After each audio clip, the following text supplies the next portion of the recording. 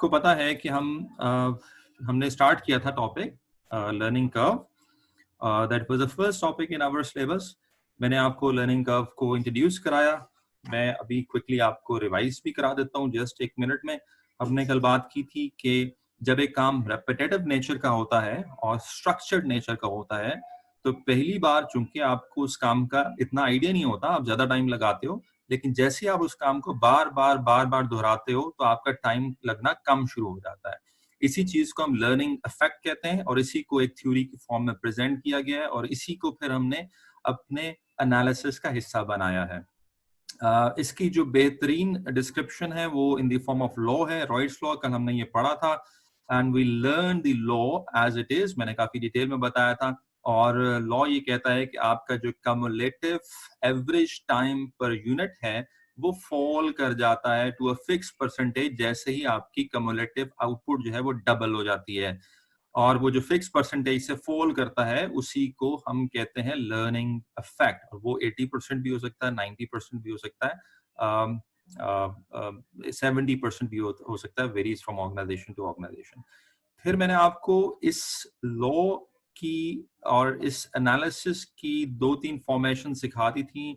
हम इस को टैबुलर अप्रोच के थ्रू भी सॉल्व कर सकते हैं, लेकिन टैबुलर अप्रोच रिस्ट्रिक्ट करेगी कुछ लिमिटेड रेप्लिकेशंस को। उसके बाद हमने देखा था अलजेब्रिक अप्रोच, तो mathematically through algebra y is equal to ax/b, वो अप्रोच हमने देखी थी और मैंने आपको कुछ इलस्ट्रेशन भी करवा दी थी। इसके बाद मैंने कुछ इलस्ट्रेशंस आपको करने के लिए दी थी। आई होप आपने उसको देख लिया होगा। पहले इसके कि मैं सीधा फर्दर न्यूमेरिकल वर्क पे जाऊं, मेरे ख्याल में आज हम शुरू में जो बकिया चीजें रह गई थी लर्निंग कर्व के हवाले से, पहले उसको डिस्कस कर लेते हैं, थ्योरेटिकल एलिमेंट को डिस्कस कर लेते हैं, कॉन्सेप्ट्स को हम फुली अंडरस्टैंड कर लेते हैं और उसके बाद फिर हम दोबारा प्रैक्टिस पे चले जाएंगे। So both things are very important, theory and practice both. तो अभी मैं क्या कर रहा हूँ जी, आपको पता है कि मैं ये जो टॉपिक है वो कैप्लन की बुक से पढ़ा रहा हूँ, ACCA F5। और मैंने कल आपको जो कुछ पढ़ाया था वो यहाँ पे यू कैन सी अभी तक एनोटेट भी हुआ है। तो आज जो चीज मैं डिस्कस करना चाह रहा हूँ आपके साथ, मैं स्लाइड पे दोबारा जाऊंगा फॉर अ मोमेंट, वो क्या है जी, लर्निंग कर्व एंड स्ट्रैटेजी। अच्छा जी, अब हमने लर्निंग कर्व को सिर्फ कॉन्सेप्ट की हद तक नहीं समझना, बस ये नहीं सिर्फ क्वांटिटेटिवली के बस इससे हमने कैलकुलेशंस कर लेनी है।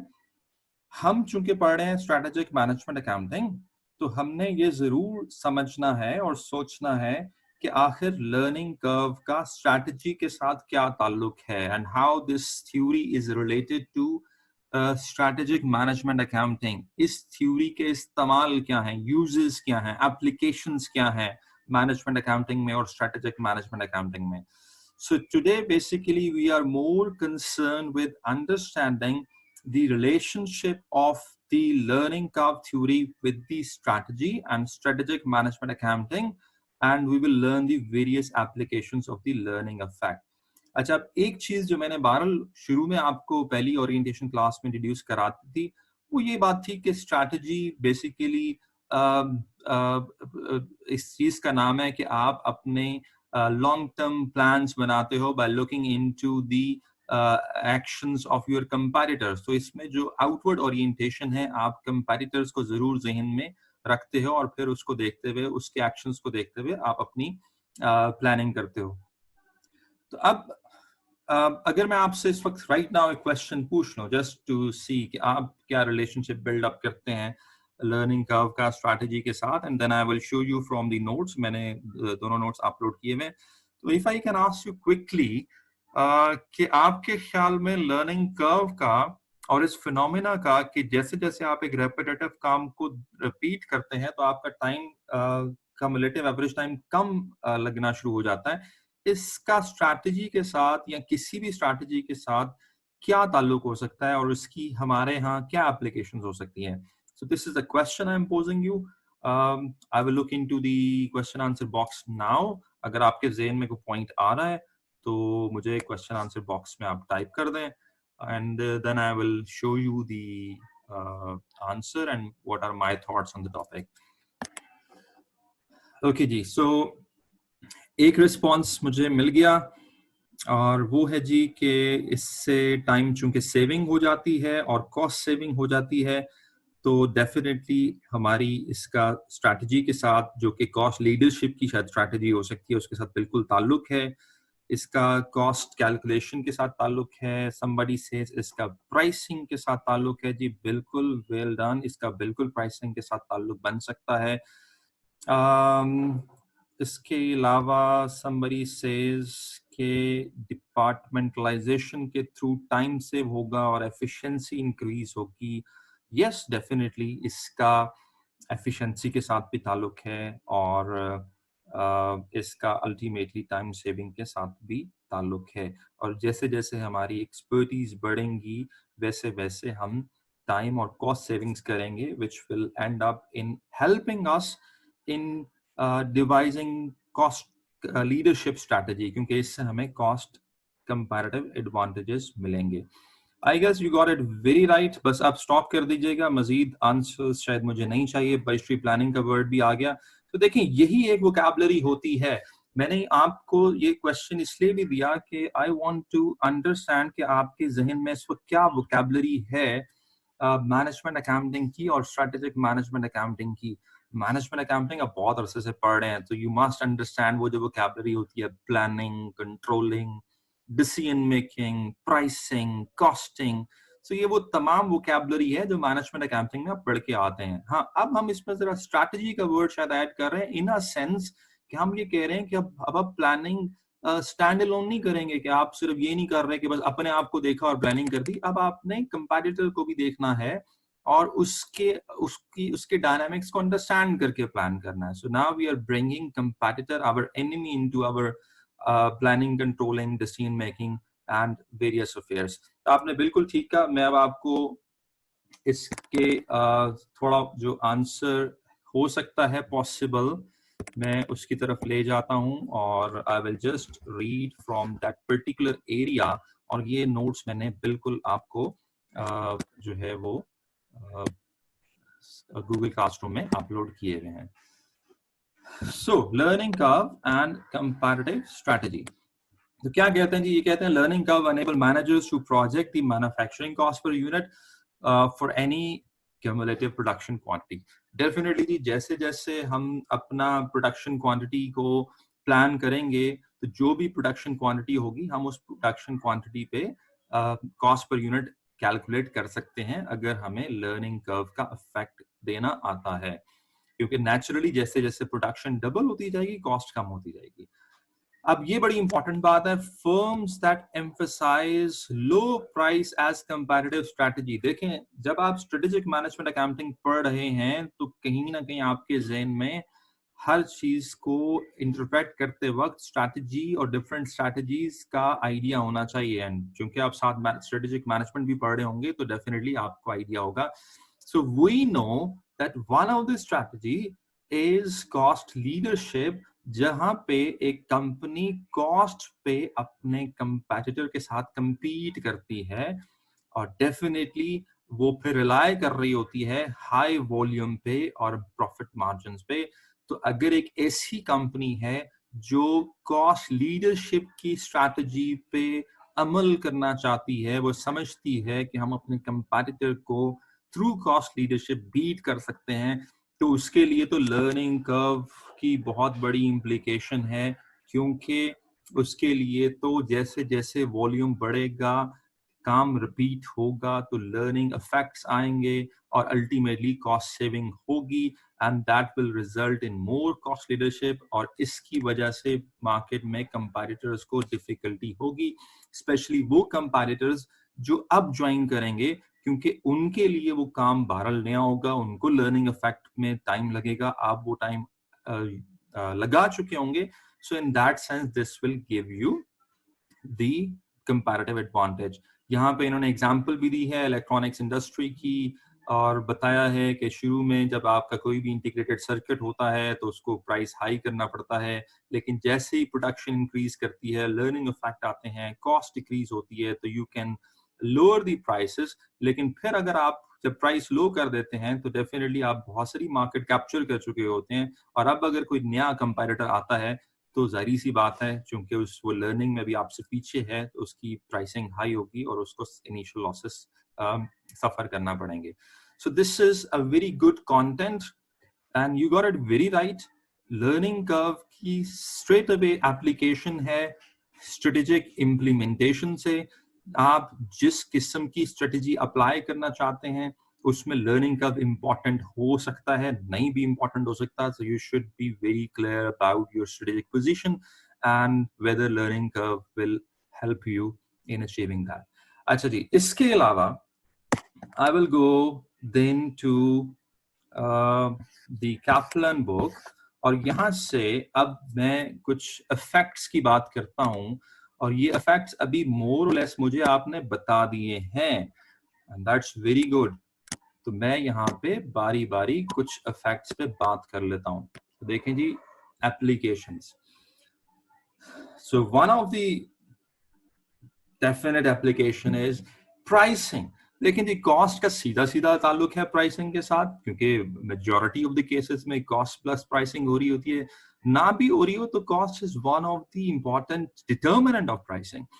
अब जब आप प्राइसिंग कर रहे हैं तो डेफिनेटली आपको उसमें लर्निंग के इफेक्ट को देखना चाहिए, क्योंकि अगर आप इस चीज को नहीं इनकॉर्पोरेट करते कि with the passage of time learning की वजह से आपका टाइम कम लगेगा और आपको 100वां या 1000वां यूनिट बनाने पे या ज्यादा यूनिट्स बनाने में कॉस्ट कम हो जाएगी इवेंचुअली, तो आप क्या करेंगे, आप शुरू के यूनिट्स को शायद ज्यादा प्राइस सेट कर दें. और अगर आप शुरू के यूनिट्स को सिर्फ इस वजह से ज्यादा प्राइस सेट कर दें कि उस पर ज्यादा टाइम लग रहा है और इसको एवरेज आउट ना करें bye looking into the possible learning effects, तो यहाँ पे आपको कंपटीशन में बीट होने के चांसेस हैं. So once you are making pricing decisions you should always consider the learning effects कि हम प्रोडक्शन को जब मल्टीप्लाई करते जाएंगे तो वहां पे हमारी टाइम सेविंग होती जाएगी. अभी आज हम कुछ क्वेश्चंस भी देख रहे हैं जिसमें प्राइसिंग डिसीजंस ऑटोमेटिकली आ जाएंगे. कुछ हमारे ऐसी वर्किंग्स हैं जिसमें हम प्राइसिंग से रिलेटेड कुछ बातें करेंगे. Then it says work scheduling. तो डेफिनेटली जी, अगर आप लर्निंग इफेक्ट को कंसिडर कर रहे हैं और इस बात को कंसिडर कर रहे हैं कि जैसे जैसे आपकी प्रोडक्शन डबल होती जाएगी आपको एवरेज टाइम पर यूनिट आपका फॉल करता जाएगा, तो इसका मतलब है आपके लेबर आवर्स की रिक्वायरमेंट फॉल करती जाएगी. सो डेफिनेटली यहाँ से इसका कनेक्शन बन जाएगा वर्क स्केड्यूलिंग से. आज शायद आपको 100 वर्कर्स चाहिए हो, लेकिन कल हो सकता है आपको 100 वर्कर्स ना चाहिए हो. आज हो सकता है आपको 100 घंटे चाहिए, कल हो सकता है आपको 100 घंटे ना चाहिए हो. So this is another application of the learning effect कि आपको वर्क स्केड्यूलिंग करने में, जिसका सीधा सीधा सा फिर ताल्लुक बजटिंग से हो जाता है, क्योंकि जब आप आवर्स को स्केड्यूल कर रहे हैं तो फिर डेफिनेटली उन आवर्स के साथ कॉस्ट एसोसिएटेड है और उसके साथ फिर लेबर के बजट्स एसोसिएटेड हैं. तो यहाँ पे इसकी बड़ी इफेक्ट है. फिर है जी प्रोडक्ट वायबिलिटी. अभी हम शायद कुछ क्वेश्चंस देखें जिसमें हम देखेंगे कि अच्छा बताएं, डिसीजन मेकिंग का क्वेश्चन आ जाएगा, बताएं जी प्रोडक्ट वायबल है या नहीं. अच्छा, पहला यूनिट पे इतने घंटे लगते हैं, फिर लर्निंग इफेक्ट ये हो जाता है. तो प्रोडक्ट की वायबिलिटी को देखने के लिए हमें जरूर लर्निंग इफेक्ट को देखना पड़ेगा, क्योंकि लर्निंग इफेक्ट से प्रोडक्ट की वायबिलिटी चेंज हो सकती है. अगर हम अज्यूम कर रहे हैं कोई लर्निंग नहीं है और वही आवर्स पहले यूनिट को भी लगेंगे और वही आवर्स 100वें यूनिट को भी लगेंगे, तो वहां पे प्रोडक्ट की वायबिलिटी डिस्टर्ब भी हो सकती है. लेकिन अगर लर्निंग इफेक्ट है, टाइम कम लगता जा रहा है, कॉस्ट कम लगती जा रही है, तो there might be a time जब प्रोडक्ट वायबल हो जाए. तो प्रोडक्ट की वायबिलिटी के डिसीजंस और किसी भी प्रोडक्ट को कंटिन्यू रखने के या डिसकंटिन्यू रखने के डिसीजंस, इसमें आपको लर्निंग इफेक्ट को जरूर देखना चाहिए, because the decisions might change with the change of learning effect. अच्छा जी, फिर स्टैंडर्ड सेटिंग. देखिए, मैं बार बार आपको कह रहा हूं और ये बात मैं रिपीट करता जाऊंगा थ्रू आउट दी कोर्स कि वोकैबुलरी मैनेजमेंट अकाउंटिंग की भी और स्ट्रेटेजिक मैनेजमेंट अकाउंटिंग की भी वही है. वही प्लानिंग का वर्ड, वही बजटिंग का वर्ड, वही कंट्रोलिंग, प्राइसिंग, बेटर कॉस्टिंग. तो ये वोकैबुलरी वही है. अब जब ताल्लुक जोड़ना है किसी चीज का एप्लीकेशन, तो उसके साथ ही जोड़ना है. तो स्टैंडर्ड सेटिंग में भी देखें, आप जब स्टैंडर्ड सेट करते हैं आप देखते हैं कि अच्छा एक यूनिट को कितना टाइम लगना चाहिए, तो टाइम कितना लगना चाहिए, उसके लिए आपको लर्निंग इफेक्ट को जरूर इनकॉर्पोरेट करना चाहिए। आपको ये चीज जरूर कंसिडर करनी चाहिए कि इवेंचुअली आज टाइम ज्यादा लग रहा है, लेकिन इवेंचुअली कुछ अरसे के बाद टाइम कम लगेगा, तो उसको भी हमें इनकॉर्पोरेट करना चाहिए अपने प्लानिंग और कंट्रोलिंग साइकिल में। बजटिंग मैंने आपको पहले एक्सप्लेन कर दिया है। इसके अलावा अगर मैं यहाँ पे एक दूसरे बुक से एक दो पॉइंट्स और पिकअप कर सकूं, उसके बाद मैं आपसे क्वेश्चन ले लेता हूं अगर आपके ज़हन में कोई कंफ्यूजन आ रही है। तो बिट्स प्रिपरेशन में लर्निंग कर्व के इफेक्ट को हमें इनकॉर्पोरेट करना चाहिए। आपको भी आगे जाके क्वेश्चन आएगा कि जी अच्छा हमारे लिए स्पेशल कॉन्ट्रैक्ट है, हमने प्राइस करना है, हमने बिड करना है कि इसको कितने इसको क्या चार्ज करें। तो आपको जरूर कंसिडर करना चाहिए कि अगर लर्निंग इफेक्ट एग्जिस्ट करता है तो वो आपकी इवेंचुअली कॉस्ट को, रेलेवेंट कॉस्ट को डिक्रीज करेगा और उससे हमारी बिड प्राइस पे फर्क आएगा। बाकी दो पॉइंट्स फाइनेंशियल प्लानिंग के और लेबर रिक्वायरमेंट एस्टिमेशन के ऑलरेडी इस पे ऑलमोस्ट बात हो चुकी है। अब अगर आपको कोई क्वेश्चन आ रहा है जरूर बताएं। मैंने अभी आपको सिर्फ एक चीज रियलाइज करवाई है, theoretically learning effect has its relevance with the strategic position you choose, with the strategic management accounting process you did, and that includes the whole series of planning, controlling, decision making, pricing, and the other stuff. कोई question आ रहा है तो जरूर बताएं, otherwise I'm moving to the limitations and then we will do the practice.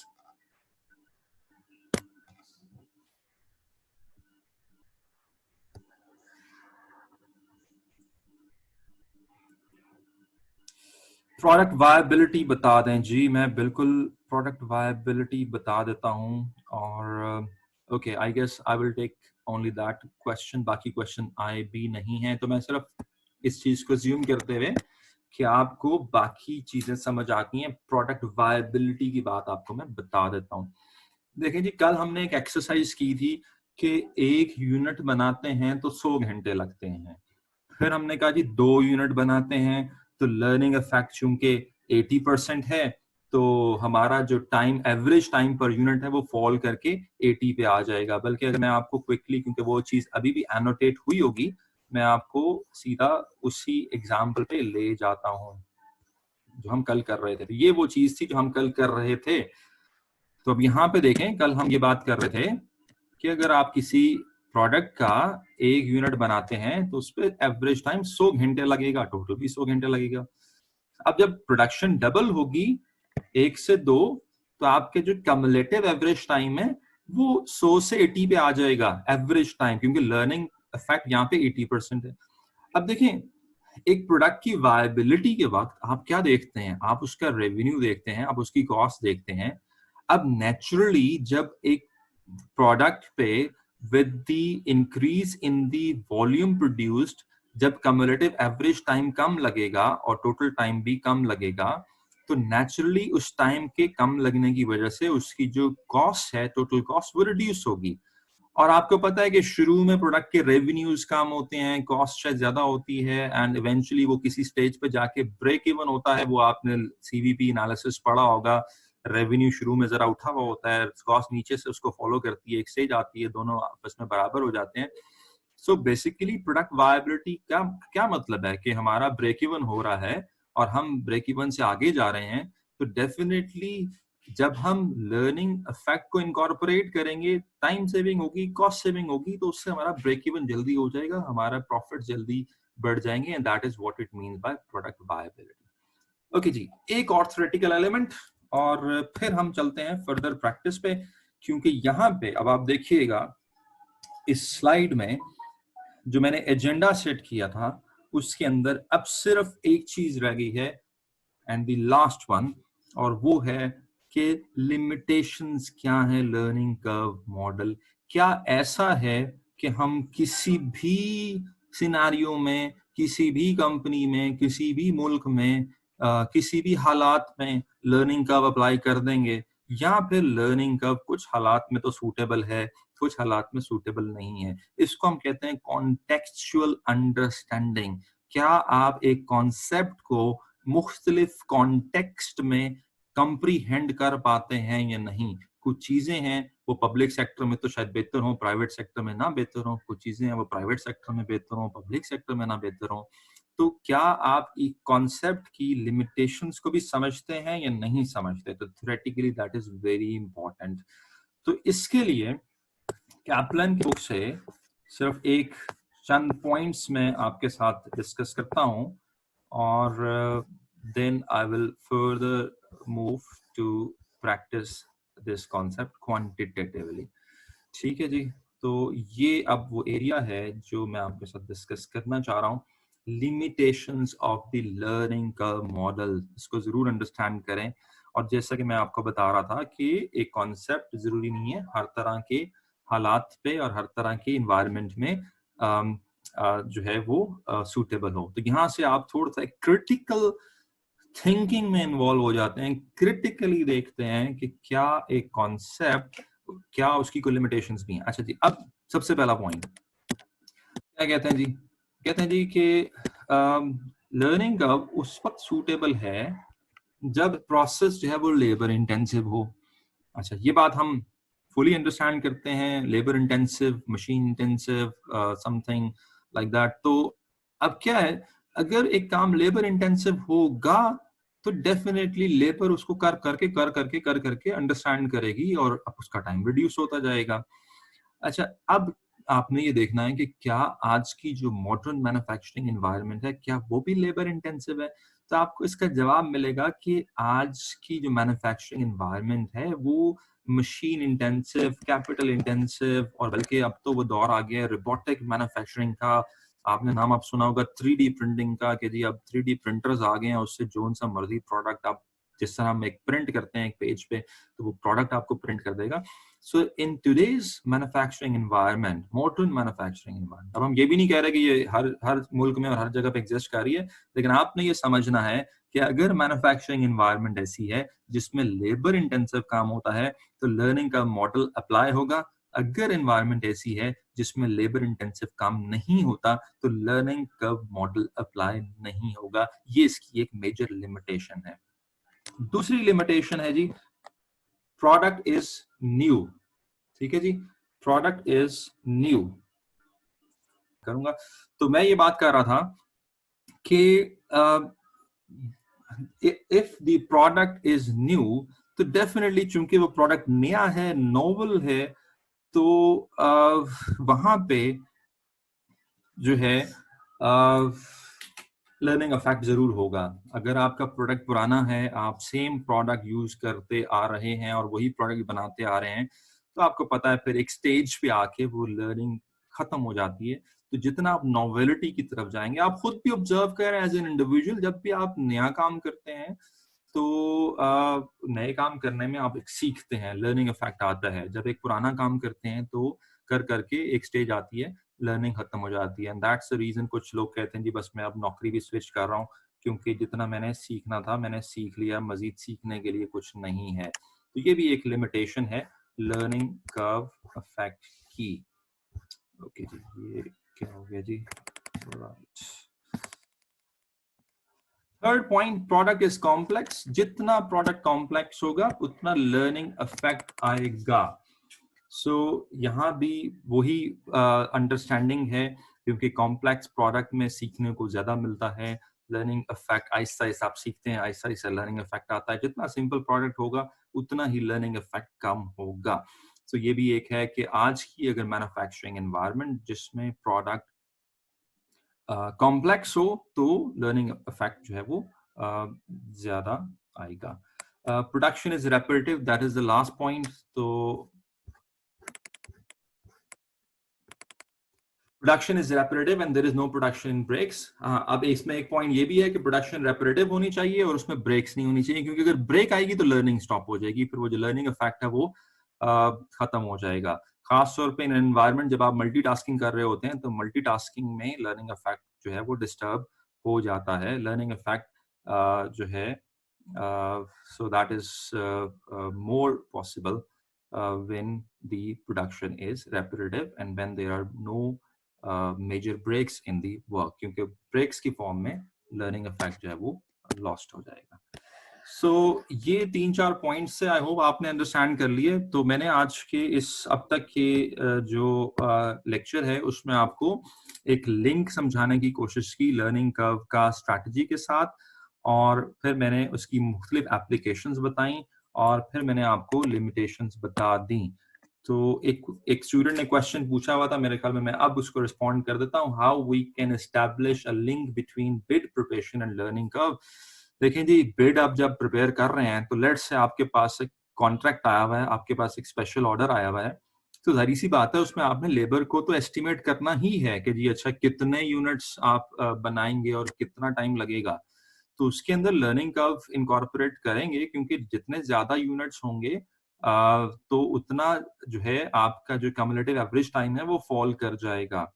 जैसे आपकी production जो है, पहला यूनिट ज्यादा टाइम लगेगा, लेट्स से स्पेशल ऑर्डर है, प्रोडक्ट कॉम्प्लेक्स है, यूनिक है, न्यू है, स्पेशल ऑर्डर है, आप पहली दफा उसका ऑर्डर फुलफिल करने जा रहे हैं, तो एक यूनिट का ऑर्डर होगा तो डेफिनेटली फिर तो लर्निंग कर्व नहीं आप इनकॉर्पोरेट कर सकते, क्योंकि फिर तो एक यूनिट पे जितना भी टाइम लगेगा आप उसको चार्ज कर देंगे। लेकिन अगर वो ज्यादा यूनिट्स का ऑर्डर है, तो आपको पता है कि यूनिट्स बढ़ाने से, डबल करने से, 1 से 2 करने से, 2 से 4 करने से, 4 से 8 करने में लर्निंग इफेक्ट आएगा। और वो क्या इफेक्ट आएगा? वो ये इफेक्ट आएगा कि आपका टाइम रिड्यूस होगा, टाइम रिड्यूस होगा तो कॉस्ट सेविंग होगी, कॉस्ट सेविंग होगी तो आपकी टोटल कॉस्ट में कमी आ जाएगी, टोटल कॉस्ट में कमी आएगी तो आप उसको लो बिड कर सकते हैं। लो बिड करने से क्या होगा?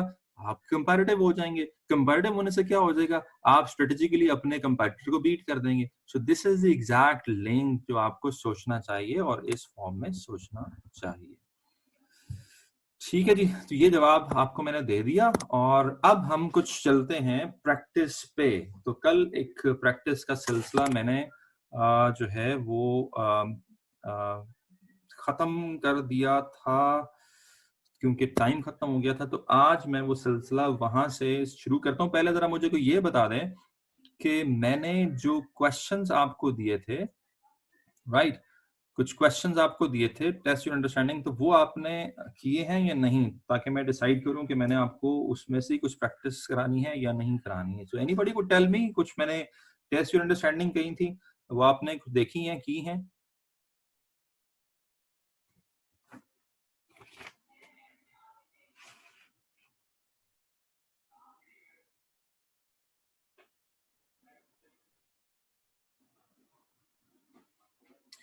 ओके जी, की हैं, और कुछ उसमें कंफ्यूजन्स भी हैं, मुझे बता दिया। और कुछ लोग अभी भी गूगल क्लासरूम कोड मांग रहे हैं।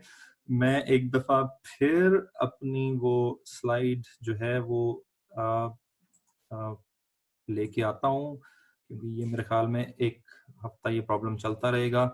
तो जी, ये एक वो स्लाइड है इंपॉर्टेंट इंस्ट्रक्शंस की, जिसमें मैंने कहा है मैं कोड आपको नहीं दूंगा, आप मुझे अपने जीमेल आईडी से इस एड्रेस पे मेल करेंगे zmzishan@gmail.com, तो मैं आपको रिप्लाई में इनवाइट कर दूंगा और उससे आप ज्वाइन कर लेंगे। I will not give you the code. दूसरी चीज कि एक हमने व्हाट्सएप ग्रुप बनाया है, अगर आप उस व्हाट्सएप ग्रुप को ज्वाइन करना चाहते हैं,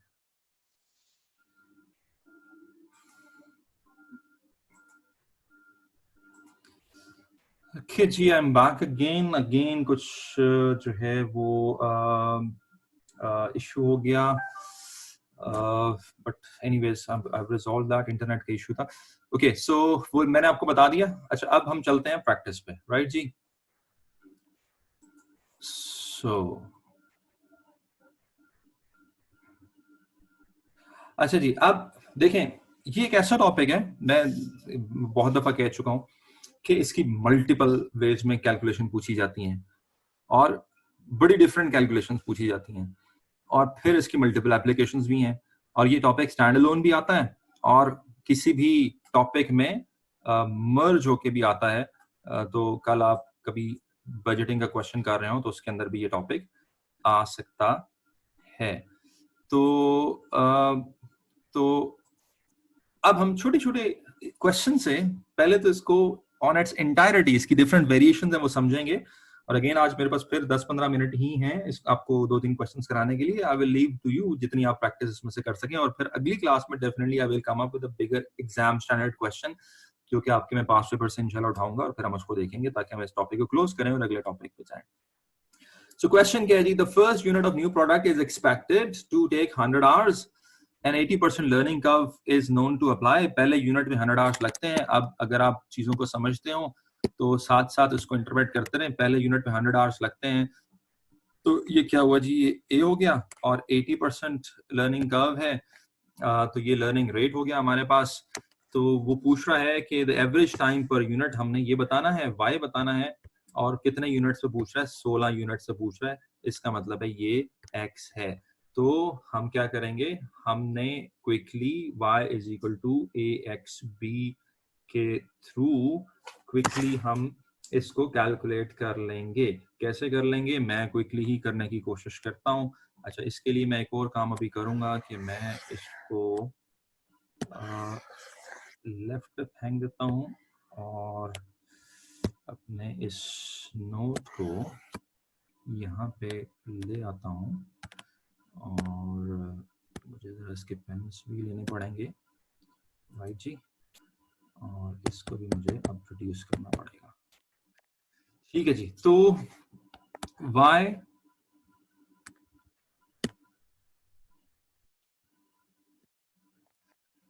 y equals a x b. y हमने निकालना है. a हमारे पास जो है वो 100 आवर्स है और x 16 है. और b जो है, b कैसे निकलता है? b is log of r, learning rate. So learning rate यहाँ पे r जो है वो 80 है. log of 80 divided by log of 2. कल भी हमने किया था, तो ये हमारे पास आया था -0.3219. तो इसको अगर मैं यहाँ पे पुट करूं तो मेरे पास जो कम्युलेटिव एवरेज टाइम आता है दैट इज 40.96 आवर्स. ठीक है जी. So that is very quick calculation for 16 units. फिर वो कहते हैं 25 यूनिट्स में निकाल दें. तो हम क्या करेंगे जी? हम क्विकली दोबारा ये फॉर्मूला लिखेंगे और अब हम 100 वही रहेगा, x 25 कर देंगे और फिर उसके बाद b की हम वही वैल्यू लिखेंगे. तो हमारे पास कम्युलेटिव एवरेज टाइम आ जाएगा फॉर 25 यूनिट्स. यानी कि हम ये कहना चाह रहे हैं कि अगर हम 25 यूनिट्स इकट्ठे बनाएं तो पहले 25 यूनिट्स बनाने पे जो एवरेज टाइम आएगा वो आएगा 35.48 घंटे. पहले यूनिट पे 100 घंटे लगते हैं, लेकिन जब हम 25 यूनिट इकट्ठे बनाएंगे तो 25 यूनिट्स पे जो एवरेज टाइम आ रहा होगा वो 35.48 आ रहा होगा. अच्छा, अब तीसरा क्वेश्चन जरा ट्रिकी है और यही अभी कुछ स्टूडेंट्स ने मेरे से पूछा हुआ था कि सर वो ये नहीं समझ आ रही कि ये जो टाइम है 20 यूनिट को बनाने का ये कैसे आएगा. अच्छा, अब ये बेसिकली एक वेरिएशन आ गई. तो अब इस वेरिएशन को आप जरूर समझें. इस वेरिएशन को आप पहले तो यूं समझें कि आपको वो 20वें यूनिट का टाइम मांग रहा है. 20वें यूनिट का. तो इसके लिए हमें इस क्वेश्चन को यूं करना पड़ेगा कि जो 20वें यूनिट का जो टाइम होगा that would be the difference between total time of 20 units and total time of 19 units. तो किसी तरीके से हम 20 यूनिट्स का टाइम निकाल लें टोटल और 19 यूनिट्स का टाइम निकाल लें टोटल. दोनों को माइनस करते हैं तो 20वें यूनिट का टाइम आ जाएगा. अच्छा, ये एप्लीकेशन बहुत दफा आपको आगे जाके क्वेश्चंस में आएगी, एग्जाम क्वेश्चन में भी आएगी. 100वें यूनिट का निकाल दें, 999 वाले यूनिट का निकाल दें. तो ये जब भी आपने करना है तो एक माइनस करके टोटल टाइम उस पे, फॉर एग्जाम्पल 100 है तो 99 और 100 का जो डिफरेंस होगा वो 100वें यूनिट का टाइम होगा. अब इसको कैसे कैलकुलेट करना है जी? तो हम 20 यूनिट्स पे पहले तो एवरेज टाइम निकालेंगे.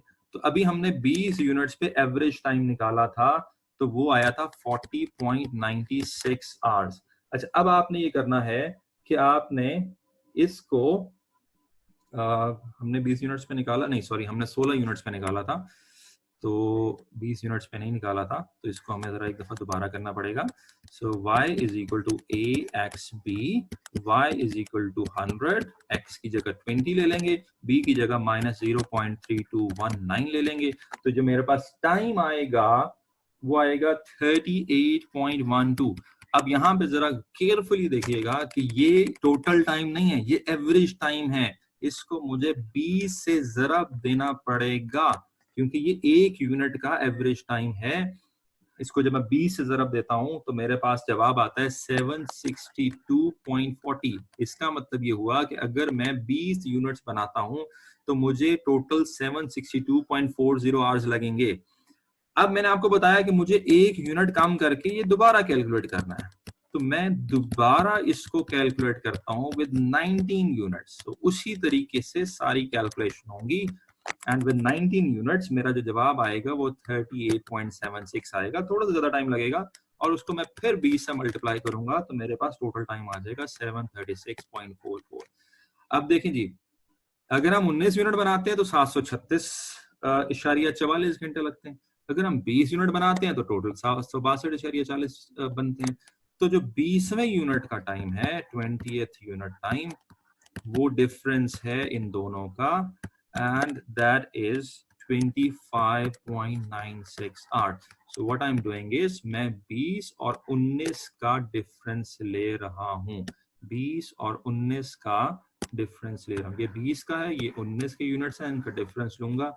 यही बात मैंने आपको यहाँ पे समझाई थी कि जब इस किस्म का सवाल आ जाए तो आपने एक यूनिट काम करके टोटल टाइम निकाल लेना है। 20 और 19, 99 और 100, 999 और 1000, तो आपको 20वें यूनिट का टाइम मिल जाएगा। तो ये इसकी एक एप्लीकेशन है। क्विकली जरा मुझे रिस्पॉन्ड कर दें, समझ आ गया तो ओके, नहीं आया तो मैं एक रिक्वेरी को रिस्पॉन्ड कर देता हूँ, फिर हम आगे चलते हैं।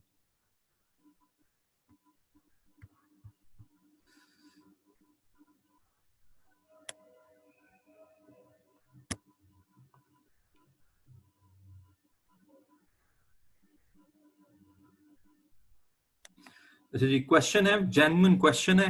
वैसे काफी सारे लोगों को समझ भी आ गया है, बट जेन्युइन क्वेश्चन है कि why we are multiplying the resultant with 20 in second case where units are 19। In second case हमने 20 से क्यों मल्टीप्लाई किया है, तो ये डेफिनेटली मेरी मिस्टेक है। 20 से नहीं करना चाहिए था, 19 से करना चाहिए था। और अक्सर टीचर्स ऐसी मिस्टेक्स पे ये कहते हैं कि चलो हमें पता ये लग गया है कि स्टूडेंट्स जाग रहे हैं या नहीं जाग रहे। तो आप बिल्कुल जाग रहे हैं और मैं अब अपनी करेक्शन कर देता हूँ विद ड्यू अपॉलॉजी। तो ये देखें जी, ये हो गया 20 की बजाय 19 से हो गया। So I hope it answers your question and the overall answer is right, क्योंकि मैं साथ साथ आंसर्स को भी देख रहा हूँ। अच्छा जी, क्विकली एक और question, we are left with 10 minutes, so एक और क्वेश्चन करते हैं। So this is now question, next question. The first batch took 20 hours to produce. Learning rate is 20. The learning rate ceases after 72 batches. That is, all subsequent batches take the same time as 70 seconds. How long will it take to make grand total of 100 batches? जी, ये एक और variation आ गई है इसकी, और इस variation को पहले तो समझें। इस वेरिएशन में वो बात भी है जो भी हमने कर लिया, लेकिन उसके अलावा भी एक बात है। देखिए, कल भी मैं आपको ये बता रहा था कि लर्निंग कर्व अगर बनाया जाए तो आपकी जो कम्युलेटिव एवरेज टाइम है वो गिरता रहता है। एक स्टेज आती है कि लर्निंग सीज हो जाती है, स्टॉप हो जाती है, और यहाँ से फिर ये मजीद गिरना बंद हो जाता है। तो डायग्रामेटिकली ये कहना चाह रहा है कि एक पहले बैच को 20 घंटे लगते हैं, लेकिन उसके बाद लर्निंग फैक्ट की वजह से आपका टाइम कम होता जाता है, लेकिन 72 बैचेस पे आके लर्निंग सीज हो जाती है और उसके बाद आपकी लर्निंग स्टॉप हो जाती है। और फिर हम टाइम कैलकुलेट करना चाह रहे हैं 100 बैचेस तक। अच्छा, अब इस क्वेश्चन को किस तरह अप्रोच करेंगे? इस क्वेश्चन को आप इस तरीके से अप्रोच करेंगे कि पहले तो आप क्या करें, 72 बैचेस पे आप पहले तो टोटल टाइम, एवरेज टाइम और टोटल टाइम निकाल लें, क्योंकि यहां तक तो लर्निंग इफेक्ट चल रहा है। 72 बैचेस तक आप लर्निंग इफेक्ट को अप्लाई करते हुए एवरेज टाइम भी निकाल लें और टोटल टाइम भी निकाल लें। अब उसके बाद 72 से 100 पे लर्निंग इफेक्ट नहीं आना, इसका मतलब है जो टाइम 72nd बैच पे लग रहा है, 72वें बैच पे जो टाइम लग रहा है, आई रिपीट 72nd बैच पे जो टाइम लग रहा है, वही टाइम 73, 74, 75, 76, 79, 80, 90, 100 पे लगेगा। तो यहाँ पे हमें दो चीजें चाहिए, एक ये कि 72 बैचेस बनाने पे कितना टाइम लगता है वो, और 72nd बैच बनाने पे कितना टाइम लगता है, फिर उसके बाद हम इस क्वेश्चन को सॉल्व कर पाएंगे। तो सबसे पहले मैं ये कैलकुलेट करता हूँ कि 72nd बैच बनाने पे कितना टाइम लगता है। तो हमारे पास ए यहाँ पे जो है वो 20 है क्योंकि 20 आवर्स लगते हैं। x यहाँ पे हम ले लेंगे 72 और b जो है वो जब आप कैलकुलेट करते हैं तो आता है -0.152003। मैं यहाँ पे बहुत सारी कैलकुलेशन में नहीं पढ़ूंगा, मैं ऑलरेडी एक्सप्लेन कर चुका हूँ। तो 72 बैचेस पे जो टाइम लग रहा है वो लग रहा है 10.44 hours per batch. This is in terms of average time. और अगर मैं इसको मल्टीप्लाई कर दूं विद 72 तो मेरे पास जो टोटल टाइम आएगा वो आएगा 751.68 आवर्स। अब एक चीज तो मैंने कैलकुलेट कर ली कि 72 बैचेस पे कितने यूनिट्स कितने आवर्स लगेंगे एवरेज में और टोटल में। अब मुझे पता करना है 72nd पे कितने लगेंगे, 72वें पे कितने लगेंगे। उसके लिए मुझे एक बैच पीछे जाना पड़ेगा और इसको दोबारा सॉल्व करना पड़ेगा। तो उसके लिए मैं इसको 71 लिख के -0.152003 ये करके दोबारा एवरेज कैलकुलेट करूंगा और मेरे पास जो एवरेज आएगी अब वो आएगी 10.46 आवर्स पर बैच। ये एवरेज आ गई, कम्युलेटिव एवरेज। और अगर इसको मैं मल्टीप्लाई कर दूं 71 से तो मेरे पास जो टोटल टाइम आ रहा है वो आ रहा है 742.66 आवर्स। और यहां से मैं फाइंड आउट कर सकता हूं कि 72nd बैच पे मेरा कितना टाइम लगेगा। तो वो लगेगा 751.68 minus 742.66 and that equals to 9.02 hours। अच्छा जी, तो अब 70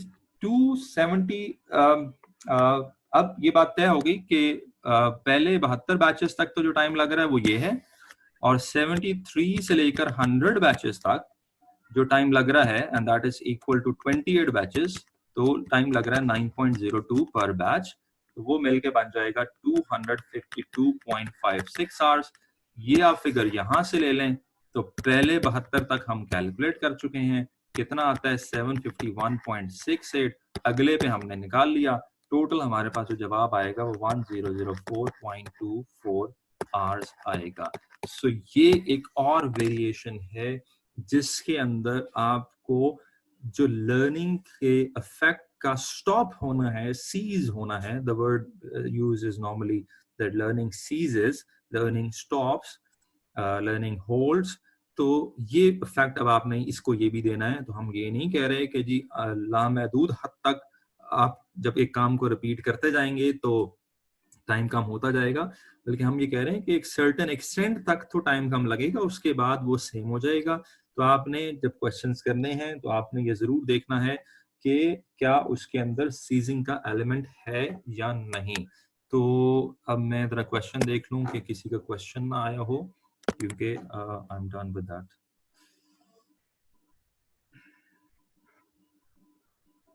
जी, बी की वैल्यू आपने पूछी है क्या सेम रहेगी बोथ केसेस में। डेफिनेटली जो बी की वैल्यू है, कोफिशिएंट है, वो तो सेम ही रहेगा 72 बैचेस पे या 71 बैचेस पे। जब आपको कह दिया कि लर्निंग रेट 90% है, अनलेस लर्निंग रेट चेंज नहीं होता, आगे जाके ऐसे क्वेश्चन भी आएंगे जिसमें वो कहते हैं एक्चुअल लर्निंग रेट ये है, एक्सपेक्टेड एस्टिमेटेड ये था, एक्चुअल ये है।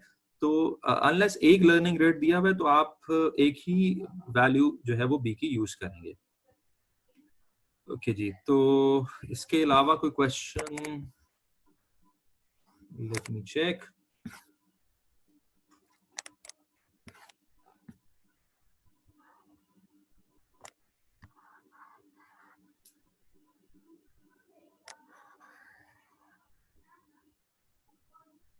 ओके, सो मुझे एज सच नहीं नजर आ रहा। आप मेरे से व्हाट्सएप में पूछ लीजिएगा, अगर इसके अलावा कोई इशू हुआ तो मैं वहां पे रिस्पॉन्ड कर दूंगा। अच्छा जी, अब क्विकली टेस्ट अंडरस्टैंडिंग 5 पे चले जाते हैं। ठीक है जी, दो I am left with 3 minutes और रमजान में स्केड्यूल भी काफी टाइट ही चल रहा है। तो यहाँ पे क्विकली मैं एक और कैलकुलेशन आपको समझा देता हूँ, और ये भी बहुत ट्रिकी कैलकुलेशन है। ये एक और वेरिएशन है जिसमें आपसे एक और तरीके से क्वेश्चन पूछा जाता है। अच्छा, अब यहाँ पे जो है वो ये है कि एक यूनिट बनाते थे तो 20 मिनट लगते थे, ठीक है। I'm reading this test understanding 5। जब प्रोडक्शन डबल की तो टाइम कम होके 17.2 हो गया, जब डबल की 14.792 हो गया, और जब फिर डबल की, अब हमें यहाँ पे क्वेश्चन में कम्युलेटिव आउटपुट दी हुई है और कम्युलेटिव एवरेज टाइम दिया हुआ है। नॉर्मली हम कम्युलेटिव एवरेज टाइम खुद निकालते हैं जब लर्निंग रेट दिया होता है। अब हमें यूनिट्स दिए हुए, आउटपुट दी हुई है और कम्युलेटिव एवरेज टाइम दिया हुआ है। अब वो कह रहे हैं लर्निंग रेट निकाल दें, ठीक है जी, लर्निंग रेट निकाल दें। अच्छा, अब आप इस बात को समझें कि जी पहला जो यूनिट है, और ये आपको अब कॉन्सेप्चुअली समझना है, पहला जो यूनिट है उसको 20 जो है वो मिनट लगते हैं।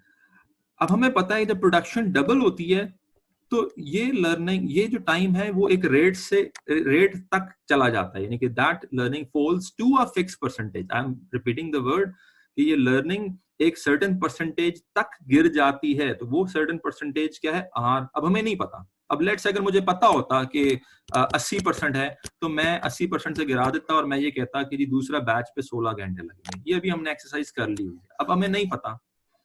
तो अब हम क्या कर रहे हैं, अब हम ये कह रहे हैं पहला यूनिट बनाया 20 घंटे लगे, जब आउटपुट डबल की तो कम्युलेटिव टाइम फॉल कर गया बाय आर। फिर जब प्रोडक्शन डबल की 2 से 4 फिर फॉल कर गया बाय आर। फिर जब प्रोडक्शन डबल की 8 हो गया तो फिर फॉल कर गया बाय आर। और करते करते हो कितना गया, 12.72। इसको जरा गौर से समझिएगा कि 3 दफा प्रोडक्शन डबल हुई है, 1 से 2 1 दफा, 2 से 4 2 दफा, 4 से 8 3 दफा। तो यहाँ पे 3 आ रहे हैं। तो 20 into r into r into r equals हो कितना गया, 12.72। अब इसको सॉल्व कर लें। 20 R3 equals 12.72 and R3 equals 12.72 by 20। इसको आप क्यूब लेके R को सॉल्व कर लें तो आपका R आएगा 86%, 0.86। तो ये एक और वेरिएशन मैंने आपको करा दी जिसके अंदर आप क्या कर रहे हैं, आप लर्निंग रेट निकाल रहे हैं। आपके पास्ट पेपर्स में इस तरह के क्वेश्चन आए हुए हैं जिसमें आपको लर्निंग रेट निकालना पड़ता है। That is quite confusing. Student पता नहीं इससे बहुत ज्यादा कंफ्यूज होते हैं। मैंने आपको समझाया कि अगर आपको कम्युलेटिव आउटपुट दी हुई है और कम्युलेटिव एवरेज टाइम दिया हुआ है तो आप कंसेप्चुअली जितनी दफा प्रोडक्शन डबल हुई है उतना आर की पावर ले लें। फॉर एग्जाम्पल अगर ये 8 से 16 पे गई होती मैं R4 ले लेता और फिर आप इसको सॉल्व करके निकाल लें। तो कुछ क्वेश्चंस आना शुरू हो गए और I am now almost done with this. और मैं सिर्फ अगर क्विकली किसी क्वेश्चन का आंसर दे सकूं। ओके जी, फॉर्मूले से क्या कह रहे हैं जी, फॉर्मूले से आर निकाल सकते हैं क्या? तो फॉर्मूले से आर निकालने के लिए प्रॉब्लम ये हो जाएगा कि फॉर्मूले में आर बी में छुपा हुआ है। सो फॉर्मूले में तो बी है और बी है log of r by log of 2, तो उसमें log भी इन्वॉल्व हो जाएगा। कॉम्प्लेक्स, और हम इतनी कॉम्प्लेक्सिटी में क्यों पढ़ें जब हम एक कॉन्सेप्चुअली सिंपली इसको सॉल्व कर रहे हैं। सो ओके जी स्टूडेंट्स, होपफुली आपको ये समझ आ गया होगा। आज मैंने थ्योरेटिकली भी काफी डिस्कशन की लर्निंग कर्व पे और I guess I am done with this. हाँ, अब क्या है जी, अब है कुछ बड़े बड़े सवाल। तो टेस्ट अंडरस्टैंडिंग 6-7 आप खुद कर लीजिएगा। और जिस बड़े सवाल की मैं बात कर रहा हूँ और जिन बड़े सवालों की मैं बात कर रहा हूँ वो आप जरा नोट कर लें। और इसी के साथ आपके पास फिर चूंकि 3-4 दिन होंगे तो अच्छा टाइम होगा चीजों को सॉल्व करने का। तो टेस्ट अंडरस्टैंडिंग, इसको अब मैं बड़ा सवाल इसलिए कह रहा हूँ क्योंकि इसके अंदर एक एप्लीकेशन है। इसके अंदर लर्निंग कर्व इन इटसेल्फ नहीं है बल्कि लर्निंग कर्व में प्राइसिंग का एलिमेंट भी आ गया। प्राइस बताएंगे तो प्राइसिंग लर्निंग कर्व अभी हमने आज एप्लीकेशन पढ़ी थी वो हम करेंगे। अच्छा, फिर उसके बाद आगे जाएंगे तो फिर ये इसके बाद एक और क्वेश्चन आ गया जिसके अंदर अगेन वो जो हम बात कर रहे थे बिड वाली और जी प्राइस वाली, वो एप्लीकेशन फिर इसके अंदर आ गई। तो ये बड़ा क्वेश्चन है, इसमें मटेरियल भी होगा, इसमें लेबर भी होगी, इसमें ओवरहेड्स भी होंगे, इसमें कॉस्टिंग भी कर रहे होंगे, इसके अंदर लर्निंग इफेक्ट भी आ रहा होगा, रेट ऑफ लर्निंग भी निकालना पड़ा होगा। तो ये अब मैं आपको आज के लिए असाइन करके जा रहा हूँ 2 सवाल मेनली। एक है जी objective test question bike racers, और इसको आप चूंकि आपके एग्जाम में तो ऑब्जेक्टिव नहीं आना है, इसको आप एज अ क्वेश्चन ही लीजिएगा कि आप ये कहें जिससे हमें तो ऑब्जेक्टिव आना नहीं है, और टेस्ट योर अंडरस्टैंडिंग 9। और अगले क्लास में I will come up with a past exam question and I will move to the next topic.